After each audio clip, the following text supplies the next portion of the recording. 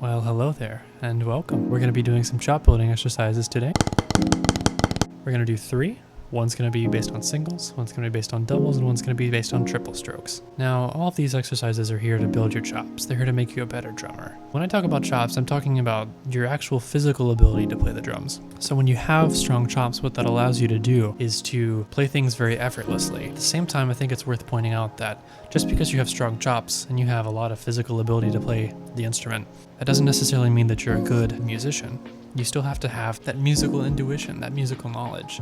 You still gotta play the music, man.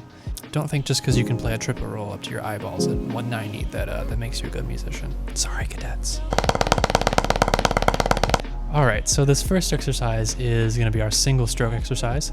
This was directly stolen from Bill Bachman, who is an amazing percussionist and educator. If you don't know who he is, go check him out. Go check him out. Go do it. And then the other 2 exercises are my own creation, but they're based off the same idea. We're going to do a measure of 16th notes on each hand, and then we're going to add a hand change in which we play alternating strokes, and this hand change is going to move up 1/16th note every 2 measures. It's a little bit difficult to explain, but it'll make sense once you see it played. I highly recommend that you start playing these things slowly and then work up tempo, but for the purpose of this video, I'm going to be playing everything at 180. Alright, so the single stroke exercise, here we go.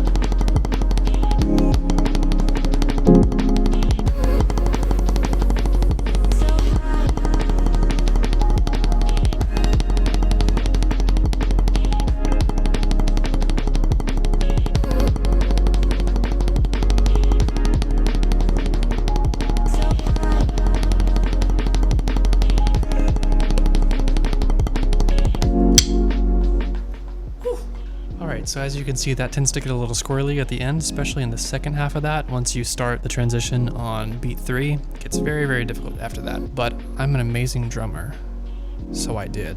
Second exercise is going to be based on double strokes. So it's going to be the same idea as the first one. We're going to do 2 bars of triplet roll, and then we're going to add a diddle on the next partial each time we play through it. Again, a little bit difficult to explain, but it'll make sense once you see it.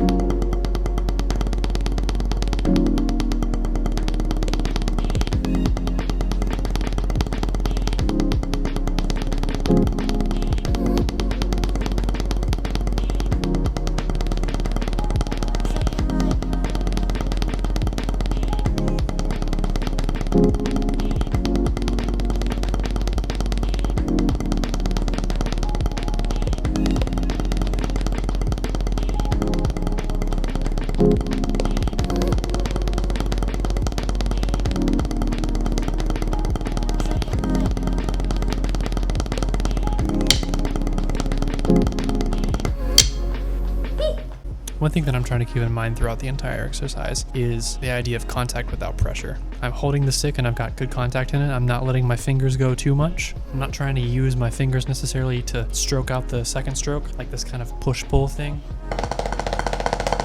None of that. I'm trying to keep my hand nice and consistent the whole time and more or less get 2 notes with 1 stroke. I'm also trying to make sure that I turn my wrist and I'm not relying too much on just the arm movement, right? We're going for this, not this.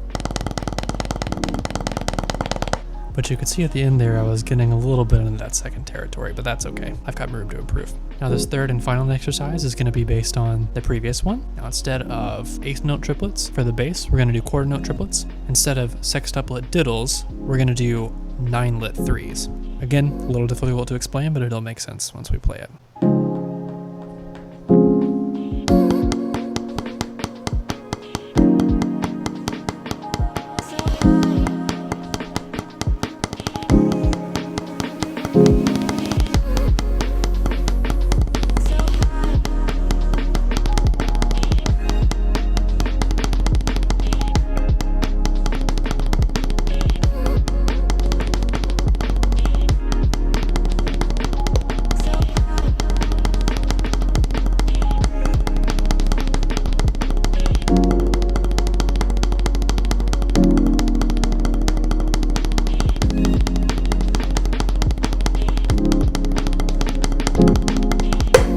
That little tag ending there at the end was completely unnecessary, but you can add it if you want to. All right, well, that's all I've got for you today. I hope you enjoyed.